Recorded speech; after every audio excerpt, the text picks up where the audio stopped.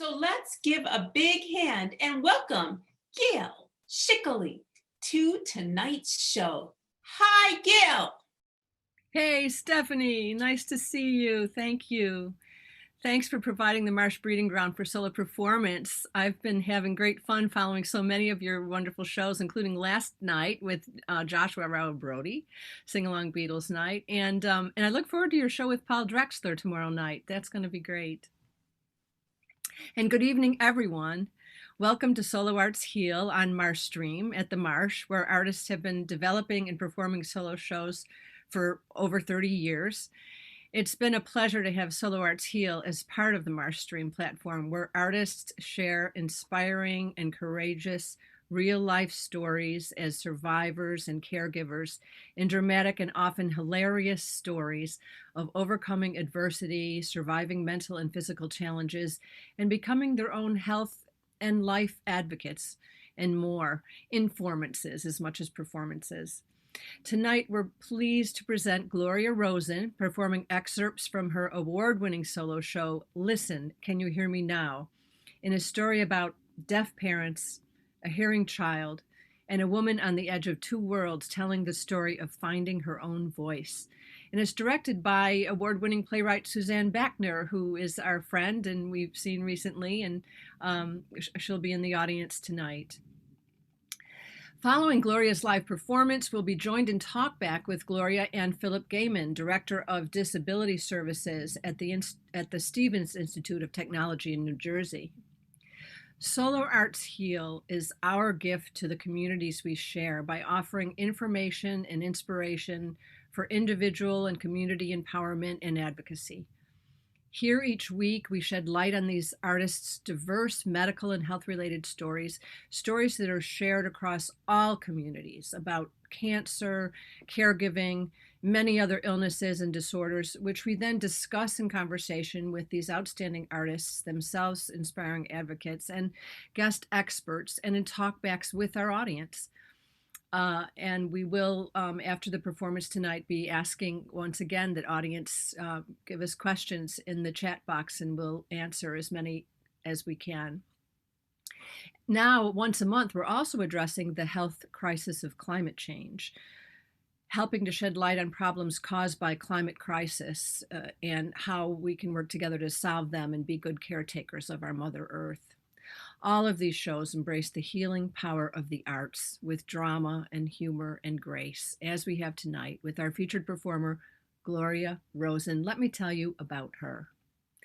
Gloria Rosen is an award-winning playwright and actor performing in her autobiographical solo show tonight, Listen, Can You Hear Me Now? It's a personal recollection of being a hearing child of deaf parents, and it recently had its international debut at the Campus St. Jean in Alberta, Canada, and was honored to perform at St. Anne's Church of the Deaf in New York, which is the first church for the deaf in the United States. And it's played to great acclaim at many other venues and festivals, including a sold-out run at the United Solo Theater Festival in New York, where it was awarded Best Autobiographical Script.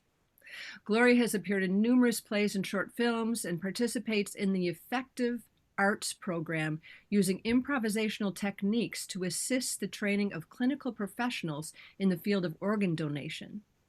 Gloria has performed at the Actors Studio, the Samuel French Festival, Manhattan Rep, and primary stages. She can be seen in numerous college humor episodes as well. So now, ladies and gentlemen, please join me in welcoming, with live excerpts from her hit show, Listen, Can You Hear Me Now?, Gloria Rosen. I am 4 years old, and my brother is 8. And one early morning, he comes running into my room saying, Gloria, Gloria, Gloria, listen, listen. I said, Daniel, what is that? It's a plane. It's a plane, and it's flying too low, and it's going to crash. It's going to crash. It's going to crash. It crashed right down the hill from where we lived on Highland Avenue in Jamaica. And the whole house shaking is what finally wakes up my parents. So while Daniel goes running out the door in his pajamas to go see the plane, I go running in to tell my parents what happened, because it's up to me to listen to the sounds, sort them out, and let them know why the house almost fell down. My mother. Gloria, what did you hear?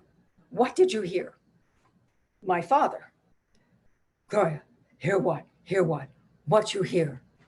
That's the question I'm asked not only now, but over and over by my mother who's deaf, my father who's deaf, both parents deaf. I caught on to that when I was a few months old, and my mother took me along on her dentist appointment. She's holding me and she's talking to him, and I'm crying and I'm getting no response. So I reach up and I touch her so she's looking at me. And that's how I finally get her attention. I start out trying to get them to listen, but the truth is, I'm here to listen and to speak for them. My mother, Muriel, was born severely hard of hearing, but she was a natural lip reader. So if her parents told her to do something and they were facing her, she would do it. But what would happen if they spoke behind her back, or she's in her room when her mother is trying to call her? Muriel, Muriel, I want you should come in the kitchen and help me braid the challah. Muriel, Muriel, where are you? Ah, there you are. Why you hide in your room and you never come when I call you? You're a bad girl. What's the matter, you? And she would hit her. This went on until she was 12 years old. And a neighbor came in and said, excuse me, Mrs. Feigenbaum, why are you hitting that child? What is the matter with you? Don't you know she can't hear? They didn't know. So they take her to be tested and they finally get it. She is not bad, she's deaf. To them, that means stupid. But the doctors convinced them to send her to PS 47 School for the Deaf. And later she tells me those are the best 2 years of her childhood. She makes friends that she will have the rest of her life. The teachers are very respectful, but more important than that, she learns a crucial lesson that is the goal of the school: how to get along in the hearing world. The students are taught speech and lip reading, and they are not allowed to sign in the classroom. She's already a natural lip reader. So her older brother, Milton, who disagreed with his parents, knew how smart his sister really was, helped her with her speech and her schoolwork. The school only went to the 8th grade, and then she was back struggling in a hearing high school. Now, David, my father, was born hearing. What is certain is that he became deaf when he was 4 years old. What is not so certain is exactly how that happened. Somebody either dropped him off a table, or it was a childhood illness, or it might be because his parents were first cousins. Who knew? When my parents got married, my father was delighted that my mother had kept all of his letters.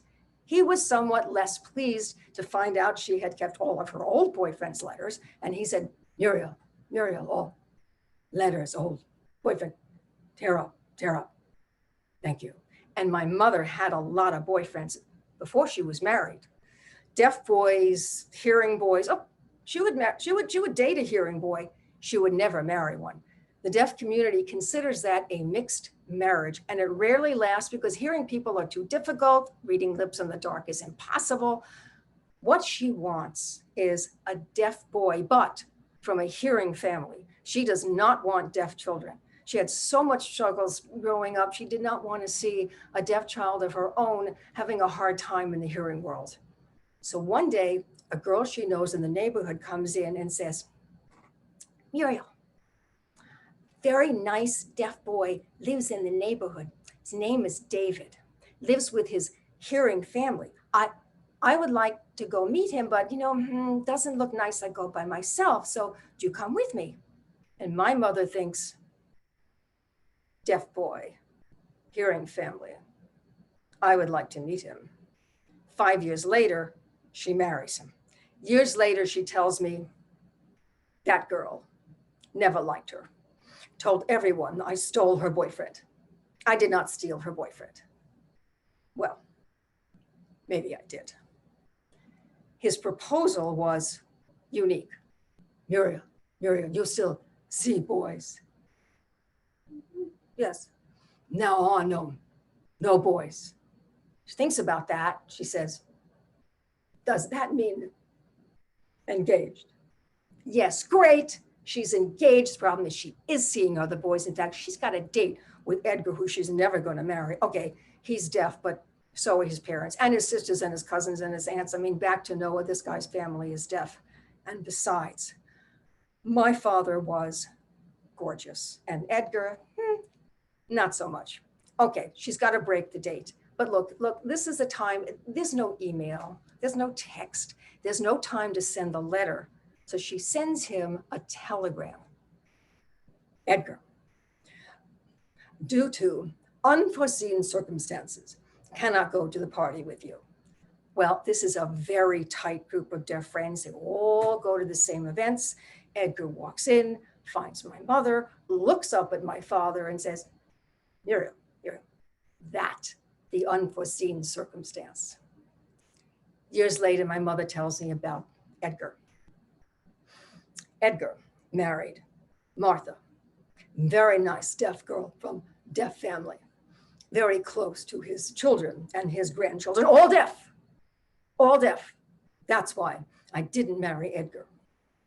But he has a nice family. He has a very nice family. And I think maybe that was the unforeseen circumstance. Maybe a deaf family, deaf children would have been a good thing, maybe even a better thing, because the truth is, all her deaf friends, Edgar, they all had very nice families. What we had was a war zone. Now, parents are deaf, but they always know that somebody is calling, because in our house, the phone doesn't just ring. My parents know someone's calling by the lights flashing in every room in the house. They go on and off and on and off and on and off. And there are different lights for the doorbell. And sometimes they all go off at once. And my father is screaming, phone, job, get phone. And my mother is screaming, door, get the door. I'm screaming, Daniel, get the door. And my mother is screaming, lights out, because she is convinced if the lights keep blinking, there's going to be a short circuit and the house is going to burn down. So I get the phone. Hello, this is Jaime. Where's the sheetrock? I can't find. My father worked for his father. They built houses. My father called it the job.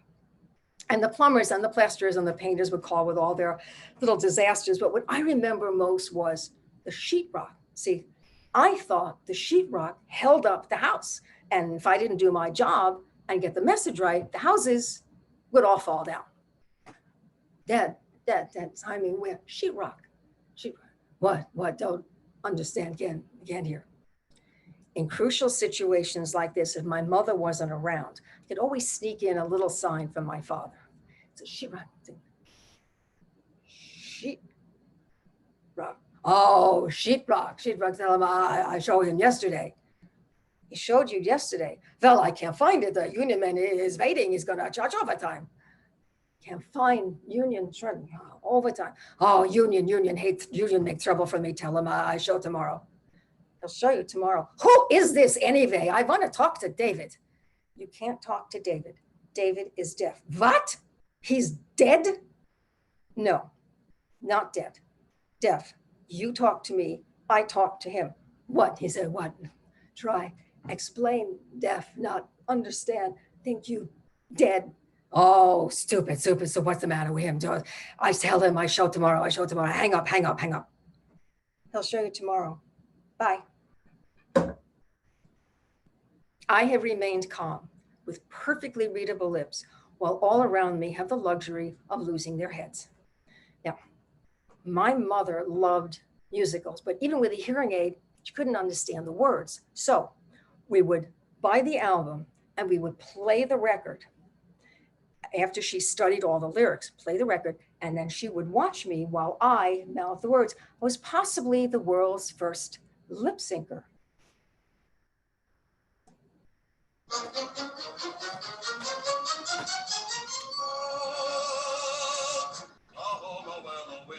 Sweeping down the plain, and the waving wheat can sure smell sweet when the wind comes right behind the rain. I was the silent interpreter with no attitude, no opinion, and no voice. We would sit at the dinner table and talk to my mother, and she would use sign to tell my father what we said. We hoped. We were never sure. Because even though we were not taught to sign, we were taught to be excellent lip readers so we could communicate, at least with my mother. So she always signed really, really fast and never moved her lips when she was speaking to my father in front of us. So whether it was about us or something else, we never knew. She kept her conversations with him very private. And because we didn't sign, everything we knew about my father came from my mother. And because he didn't read lips, everything my father knew about us came from my mother.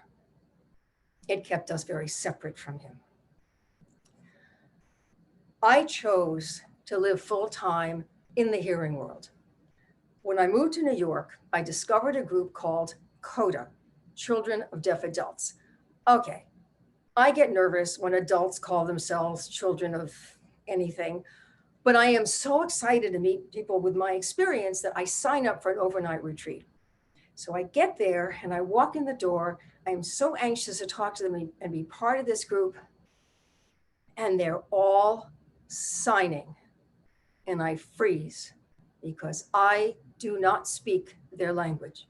This is my first language. It is the language of my mother and my father, and I don't speak it. And I'm too embarrassed to try the few signs that I do know. It'll look stupid. It'll be wrong. They'll laugh at me. I just want to get out. I just want to leave. And I thought, no, wait till the big meeting tomorrow. Maybe this will be something here for me. So at the meeting the next day, they're all talking about how much they miss the deaf world and how much nicer it is than the cold hearing world and how much they miss the sound of their parents' deaf voices, a sound that means home to them and to me. And suddenly the leader says, listen, everybody, it's Randy's birthday.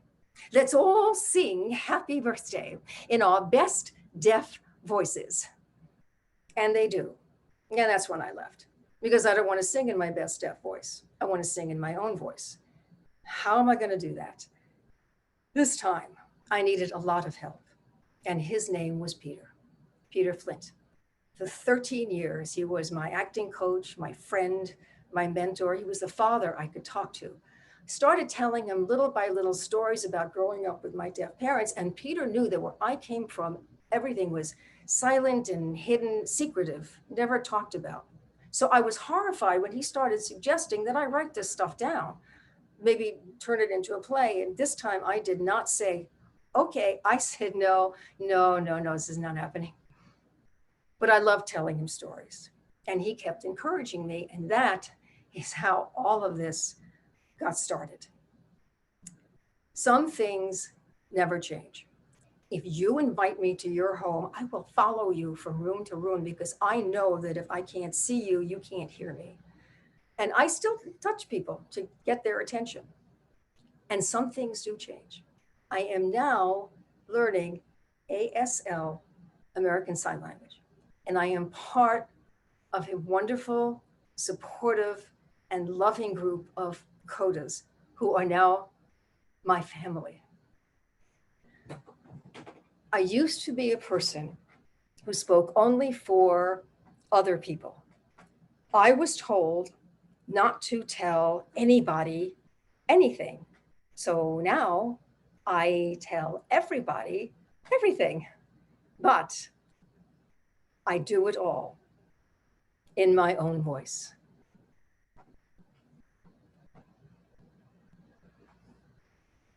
Thank you. Thank you, Gloria. That was beautiful. Wow, what an incredible story. What a household to grow up in. And you do sign now? A little bit. It's easier to sign than to receive because they talk so fast. It's like, whoa. So I try, but they're very kind. They've been very accepting, and I'm learning from them, watching the other Codas, and I sign a little bit. Yeah. And your dad, he could sign. I didn't know that your parents could sign, both of them. So this is explained in the show. Both of my parents signed to each other. I see. But my mother, for reasons that I do explain in the show, absolutely forbid the children to sign. We were almost taken away from her. There was a threat that, oh, you can't raise hearing children. We're going to take them away.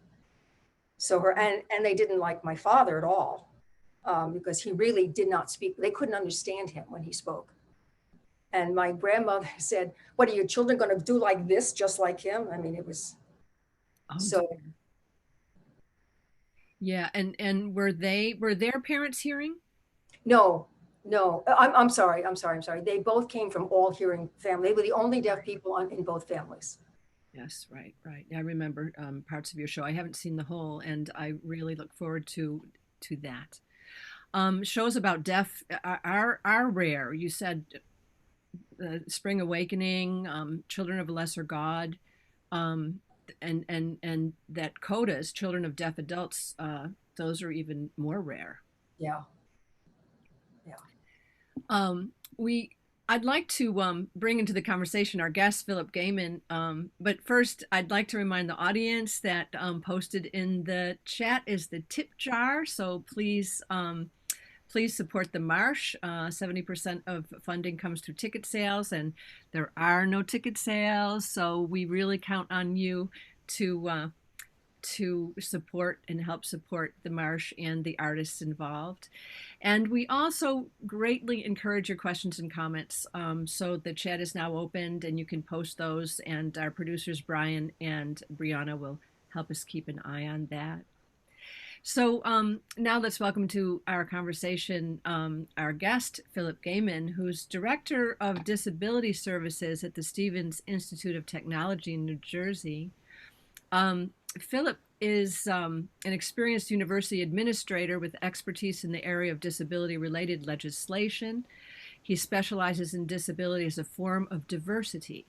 His passion for the social model of disability energizes his work in creating equal access to university programs and drives his interest in disability-related policy and initiatives. His programmatic experience includes training faculty and professional staff in supporting students with disabilities, developing support groups for students with ASD, and establishing the best practice models for students with disabilities transitioning to higher education. His specialties are in this transition to college issues for students with disabilities, determining reasonable accommodations, documentation of disability, policy development, disability legislation, and he's fluent in American Sign Language. Please welcome and hello, Phillip. So good to have you with us. Thanks for having me. It's great to be here. Wonderful. So, boy, I just have so many, there's so much to talk about here. First of all, Gloria, what did your parents think when you were born hearing?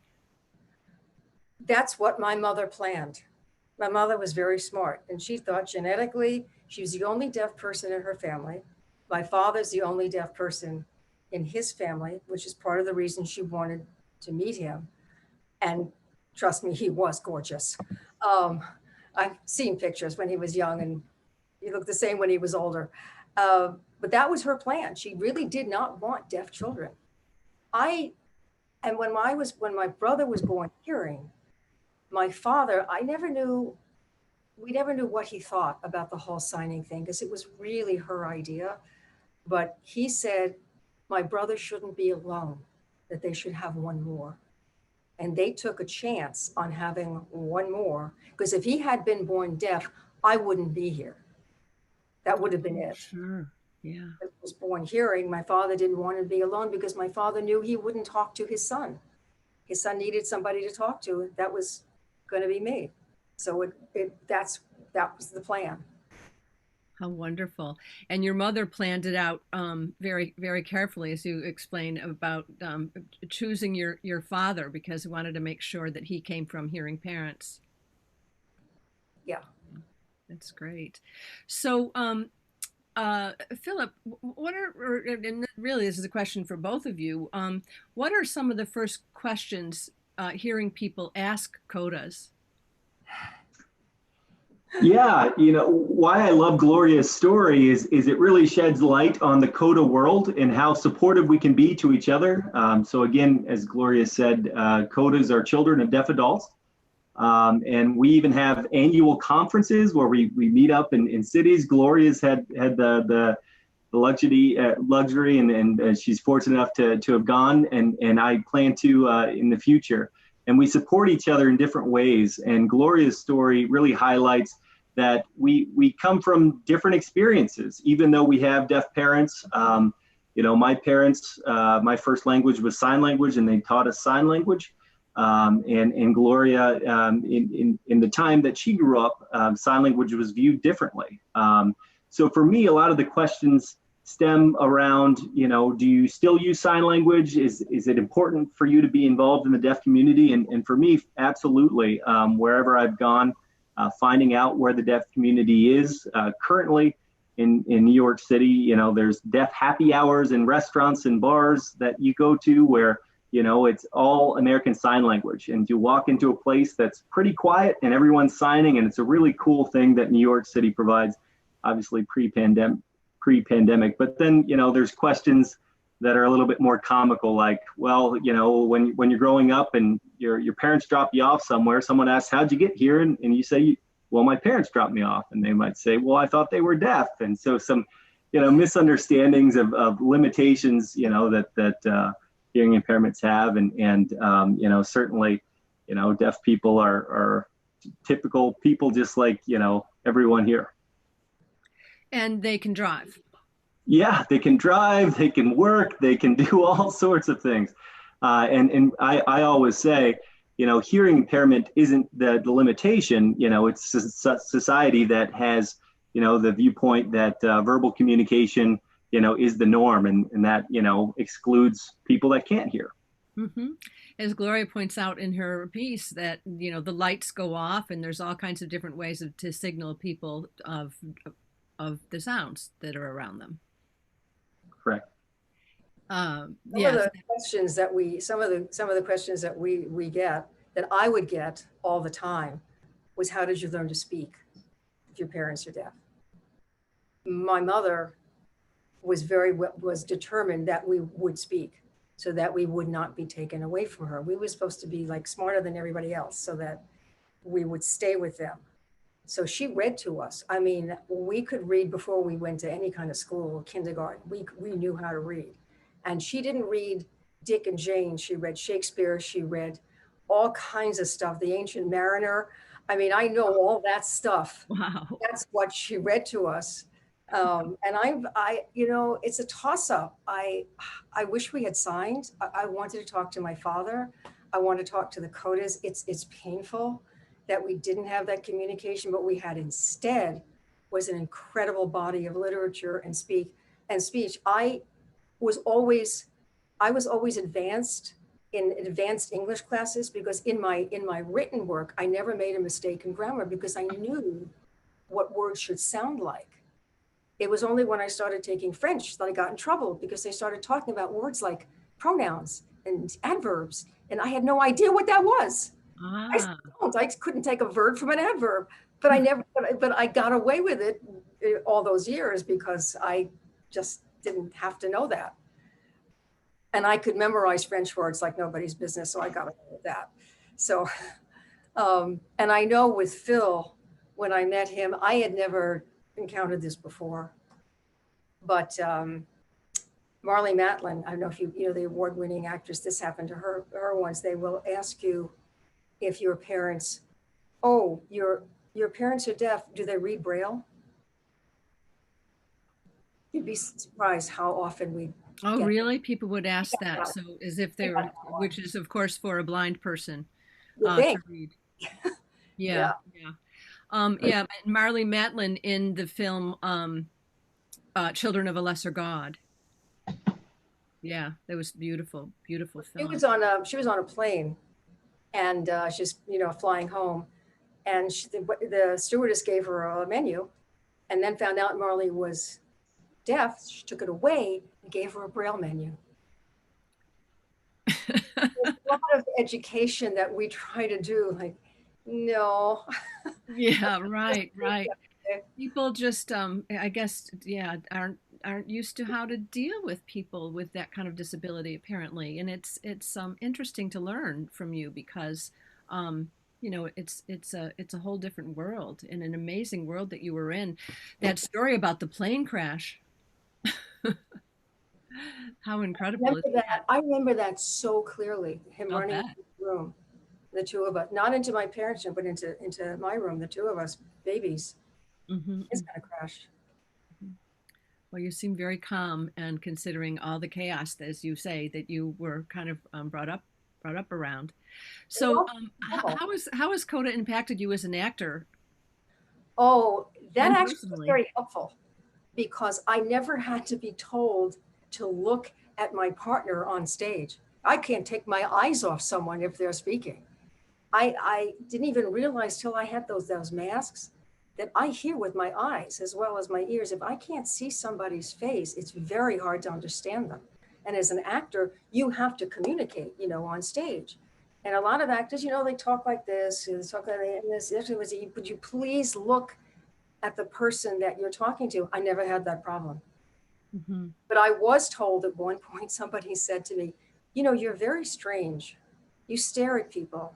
People move their heads when they talk to people. You never move. What's the matter with you? I couldn't at that moment understand what he was talking about. And I think I realized later what it was, because I was so used to that. Well, doesn't everybody do that? I don't know.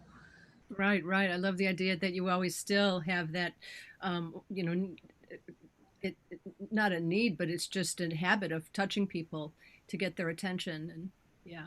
Yeah, Um, yeah. I try to not do that so much. oh, these days. In fact, Philip, I'd want to ask you right now. We have to wear a mask. How is this impacting the ability to communicate and how, even though people sign and right? Yeah, it significantly impacts communication for sure. Yeah, a number of examples. My mom typically, when she goes to the grocery store pre-pandemic, she had no issues interacting. She lip reads, and like Gloria's mom, she speaks really well. But now without the ability to lip read because of masks, it's problematic. And it's difficult going about everyday business when people are wearing masks and you rely on lip reading. So it's definitely a communication hurdle. In academia, I work at a university, and we're wanting to make sure students that lip read, they have professors that wear face shields where it's clear and the mouth is visible. So we're definitely working our way around that on the university level. Well, that's terrific. That seems to be a little more popular. I only just recently heard about that, having the clear plastic. Yeah. Uh-huh. That makes a lot of sense. Um, Tell us more about your work in this field.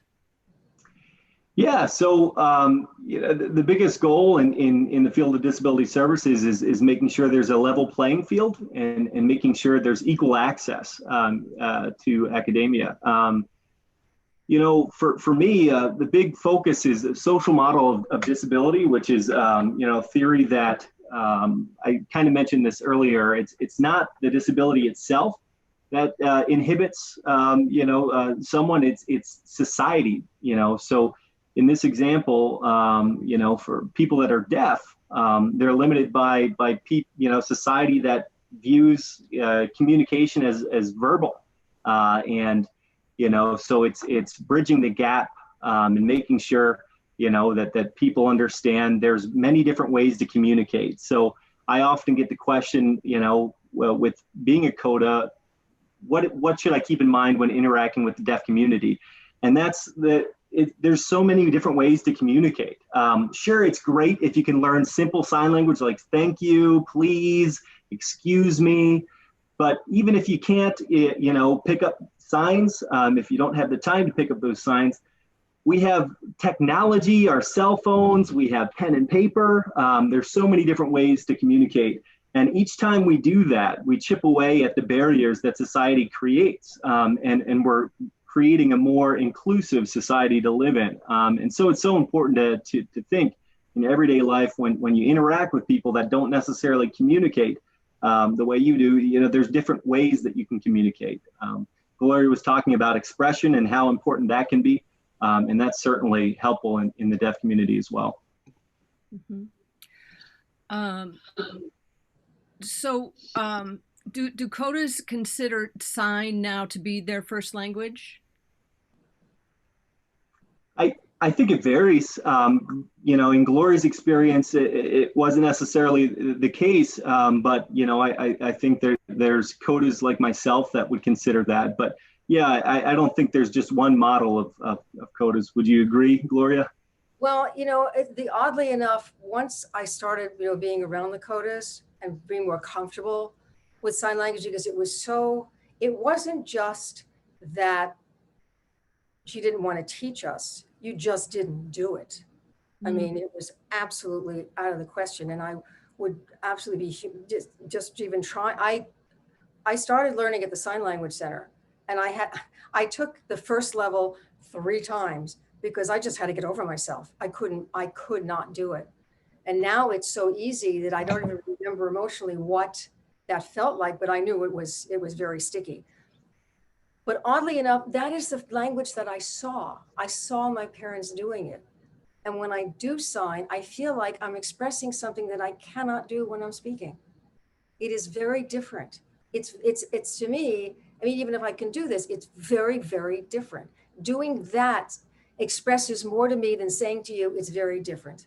When I say it's very, very different, I feel like I'm really communicating to you just how different it was. And that is indeed my first language, because that's the one I express with, that's the one I feel with, that's the one I can explain how I feel.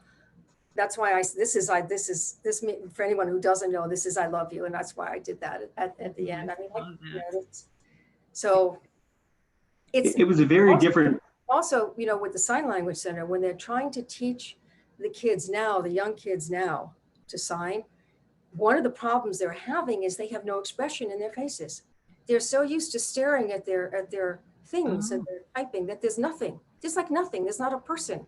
And so if they say, you can't talk to a deaf person that way. This means as much as the sign. That's why the masks are also so difficult. Yeah. Because there's no expression, there's no face. The face has no, that's why I have difficulty understanding what somebody's saying with a mask on, because I can't see it. Mm-hmm. Wow. Yeah, expression is really important, as Gloria was saying. And to elaborate on the time that Gloria was growing up, that was a very interesting time where sign language was viewed very differently. So, for example, my dad went to a deaf school as well, just like, Gloria's mom.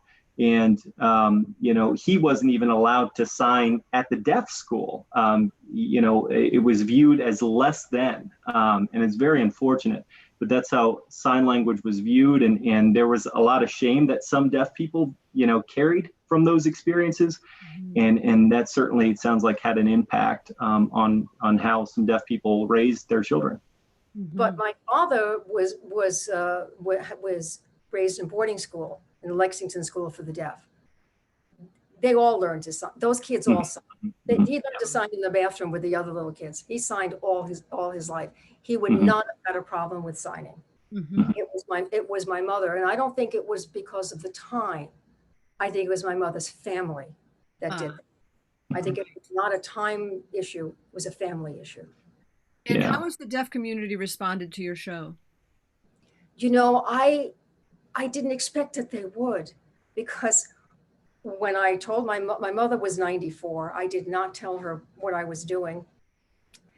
And just out of my mouth one day, it went from here to here with nothing editing at all. I said, how would you feel if I wrote a show about the way we grew up? And instantly she said, after I'm gone. So in the first years of this show, I did not have an interpreter. And then this is too long a story for now, but short version, at the New York Fringe Festival, I did not have an interpreter, and the producers invited somebody who was in charge of a meetup group who was deaf. They invited Lydia Callis, who was an interpreter, 10 generations of deaf people. And they said to me, what do we do if a deaf person asks why the show isn't being interpreted? I said, excuse me, what did you do? And they told me, and I said, all right, I'm going to take care of this. And I swore to Lydia, and I swore to anybody else who wrote to us, next time I will have an interpreter. And by the time I did United Solo, I was at the Sign Language Center. We invited everybody. I sold out 3 shows. They love it. And I think one of the best things I heard from a deaf person was when I did St. Anne's Church for the Deaf. One of them, deaf mother, came up to me and she said, "Thank you. Now I understand my codas better." Oh, sure. Yeah. That meant a lot. And Yeah. the other people, both of my teachers, the head of the school and my own teacher, were very upset afterwards. And what they were upset about was they told my interpreter, "We are now taking teaching our children to sign a lot more seriously." Mm-hmm. Yes. And for the audience, we want to let you know that thanks to Phillip and Gloria, we're going to have this show subtitled, or how would you say? And so it's going to immediately tomorrow, our producer Brian is going to hand it over to Phillip, and it's going to be subtitled, so you'll be able to have the whole thing with subtitles when you go to rewatch this show. Yeah, because I know a lot of my deaf friends would like to see it. Yeah, I promised everyone so it's glad. going to be Great. captioned. We'll have that up as soon as you have that ready for us. I want to get to the chat. There's quite a few comments here, but I want someone to ask you. You spoke about the blinking lights. What was Halloween like at home? Oh my God. Oh my God. As soon as those kids hit the bell once and saw the house light up, forget it. And we had a side door, so they would go to both doors, and this would go on. And you can imagine my mother was losing her mind. She's like running to the door with as much candy as she's gonna hear, stop ringing the bell. And that went on all night. Yeah. Oh God, I'm amazing. How amazing. I mean, and I do mean every room in the house. It was just, everything was lit. Here's one more question for both of you. Phillip, why don't you start? What do you wish more people knew about communicating with a deaf person? Yeah, I think I touched on this a little bit. Communication means so much. Oftentimes deaf people feel like they're on the outside looking in our society that values verbal communication. And so any attempt that you can make to communicate, whether that is, the simple signs like thank you or excuse me or please, when an attempt is made, or whether it's pen and paper, text, however you want to communicate, attempts to communicate mean so much to the deaf community that often feel left out in those ways in a society that often relies on verbal communication. So just to greet someone, how do you say hello? Hello. Yeah. Yeah. I think we can do that. Yeah. Thank you. Yep. Thank you. Mm-hmm. Please. Yeah. Please. And if you bump, where Gloria and I are, in New York City, you bump into people a lot. Excuse me. Yeah. Excuse me. Yep. Excuse me. Or if you're in New York, go on your way. Something like "get out of my way." No. Right. Yeah. I'm from New York originally. I guess right. I can think about that. So let me take a look because I didn't want to get distracted here, but there's some wonderful comments from one of our solo artists, Valerie David, says, "Wonderful, Gloria. So glad I got to see this. Big hugs." And Lori Johnson says, "Gloria, sending you some serious Coda love and hands waving for you and your beautiful expression of the story. Coda hugs." Sheila Jacobs says, "Great job, Gloria, from your California Coda sister, Sheila Jacobs. So lovely." And Millie Stansfield, "You go, girl."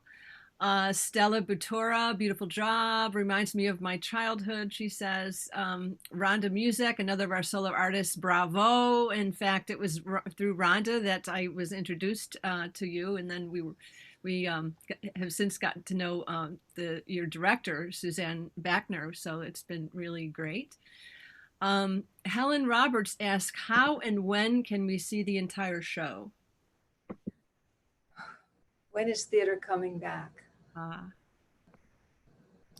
Well, I guess we'll just have to say you'll have to come back and watch this episode again. And also on your website, you have some trailers and different pieces, and hopefully we're all going to find a way to be able to get back on stages eventually. Yes. Let's see. Christine let's see, Aristuto. Am I saying that right? Amazing job. I was just reading an article about adults who still carry damage from translating for their parents as children. Any comments about that? You feel? That can be, depending on the circumstance, that can be very traumatic. If there is no interpreter, professional interpreter, you've got a young child. In the worst case scenario I can think of is being in a doctor's office and having the doctor tell a little child, tell your father he has cancer, he's going to die. That is traumatic. Yeah, I'm sure. Yeah. Well, hopefully no doctor would put it exactly so. Well, they do. Oh gosh. There are a lot of stories like that. Oh boy. I went to the doctor with Yeah. the one thing that I insisted, otherwise she'd get really mad later, is that he look at her, not me. They'd talk to me as if she wasn't even there because I was trying to interpret for her. So I would have to tell them, standing a little bit behind my mother and talking very fast, look at my mother, don't look at me. And they get really pissed. Doctors are the hardest people to deal with when it comes to this. And that sort of thing has happened. Mm-hmm. Those are difficult situations for sure. When there are conversations that are difficult to have between two adults, and you're expecting, a child to interpret, that for sure can be difficult to navigate and work through, and sometimes that is a lot of weight to carry. And those are discussions that a lot of us coders have when we meet up and we talk. I know, Gloria and I have had those kind of discussions, but fortunately, where we are now in society, and you turn on the news every day and you're seeing interpreters on. There's a lot more awareness about interpreters and accessibility, and obviously there's always progress that can continue to be made. But I really happy to see the difference between when I was growing up and what we're seeing now, and the improvements that have been made. Technology does a lot for us. Also, there are a lot more interpreters, professional interpreters. Hospitals are supposed to, by law, have an interpreter. I had a hell of a time just getting a TTY machine so my mother and I could communicate. They didn't know what it was. They didn't care what it was. They just didn't really understand anything. But now they really are supposed to have interpreters. Good. I'm glad Sometimes it does fall to the child. Sometimes that does happen. Did those laws fall under the ADA when? Yeah, ADA came out in 1990, so it's still relatively new. The Amendments Act came out 2008, so we're even making amendments to the ADA, and we're improving it, and that certainly goes a long way with accessibility. Again, technology now, I can carry this phone and have an interpreter on the other end of the phone and communicate that for me. So technology has really, the video. What we're all using tonight, videos on our computers, it goes a long ways, for interpreting and access. That's terrific. That's great. Here's another from Sheila Yoder. Gloria, curious where your parents went to school, and did they go to deaf school? I know you mentioned about your father. That's always the first question, right, Phil? Where did your parents go to school? My mother went to, at that time, was called PS 47 School for the Deaf. Interestingly enough, that is now called the American School of Sign Language. So things have changed. My father went to the Lexington School for the Deaf. I don't know what they taught him. They did not teach him to speak or read lips. He had a wonderful time. I mean, my father had a much better time growing up than my mother because he had all the little kids and they all signed. And he told me we learned to sign in the bathroom. We ate banana sandwiches in the bathroom. They had a wonderful time. But it was very different from the way my mother grew up, because also they knew that he was deaf when he was very young. I think he might have been deaf all that time. Because of all I've learned now about speech and about learning, he should have learned something by 4 years old. He should have been speaking if he really could hear. I suspect that they found out he was deaf when he was 4. I already wrote the show. I'm going to leave it in, but my suspicion is that that's actually what might have happened. Although he did have scarlet fever, so it's a little shaky. Maybe that's when they found out. Mm-hmm. We have another comment, Sherry Hicks. Fantastic Coda piece, Ms. Gloria. I'm beyond delighted to see your material. One of your million strong Coda sisters from SF, Bay, Sherry Hicks, bravo. Jude Treader Wolf, who we're going to have performing for us next week. I'll be telling you about her in a few minutes. Says fantastic show. She's enjoying the discussion. Helen Roberts also loved every moment of the play. Nancy Welt, maybe Gloria already addressed this, not sure. Does she communicate now with her parents in sign language? Well, I am delighted that you think I look young enough to have my parents. They'd be over 100 by now. My mother's been gone. My mother actually passed a few months after I did my first show. My father 15 years before that. You had said she didn't want you to do it until after she was gone. And I actually did. I actually had done it when I asked her that, but I showed her some of the reviews and just before she passed, and she was happy. She was happy when her children achieved anything. Mm-hmm. Oh, lovely. I'm a good mother. Even at 94, I'm deaf, and I did it, and I could do it. It was important to her. That's why I showed her that. Oh, that's beautiful. And our wonderful Stephanie Wiseman, the Marsh's Stephanie Wiseman, has posted where to get shields that don't obscure the face. There's a link right here in the chat where you can look at something that you can get for Codas and for others. I think it's a wonderful idea because I think we're all having a little bit of trouble sometimes with the masks. I put on my mask and gloves the other day to walk out my gate, and I thought, I feel like this should be illegal. Like, I feel like I'm about to rob somewhere. I'm all covered up. So anyway, that'll be great to have those masks.